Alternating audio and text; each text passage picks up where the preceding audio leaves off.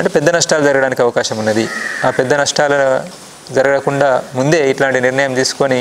తీసుకోవడం ద్వారా మనం నష్టాలు నివారించుకునే ప్రయత్నం చేద్దాం అనేటువంటి దగ్గర నుండి మేము ముందే అంటే కోర్ సమావేశం సీసీ కోర్ సమావేశం కాకముందే ఆ దిశగా ఆల్రెడీ ఒక స్టేట్మెంటు అదే దిశలో అభయ్ పేరుతోటి మార్చి 28 స్టేట్మెంటు విడుదల చేసిండ్రు కాబట్టి దాన్ని కొనసాగింపుగా ఒక వాతావరణాన్ని మనం నిలబెట్టి చర్యలు జరగకుండా అంటే సాయుధ బలగాల వైపు నుంచి ప్రభుత్వ సాయుధ బలగాలు అభియాన్ను ఆపేలాగా సంఘర్ష విరామ్ అనేటువంటిది చేద్దాం అని చెప్పని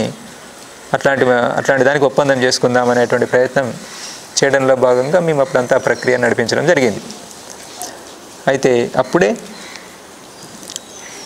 ఈ కామ్రేడ్స్ అందరి అభిప్రాయాలు కూడా తీసుకోవడం జరిగింది.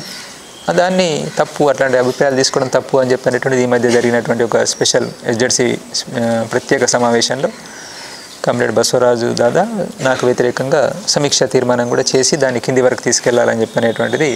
అంటే నిర్మాణ పద్ధతులకు భిన్నంగా సీసీ స్థాయిలో చేసినటువంటి ఈ ప్రక్రియను సీసీ కామ్రేడ్స్ నాయకత్వంలో జరిగినటువంటి ఈ ప్రక్రియను కొంతమంది ఒక ప్రత్యేక సమావేశం పేరుతోటి ప్రత్యేక ఎస్జెడ్సీ సమావేశం పేరుతోటి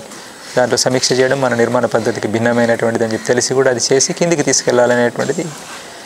తీసుకెళ్ళారు. దాన్ని అందరూ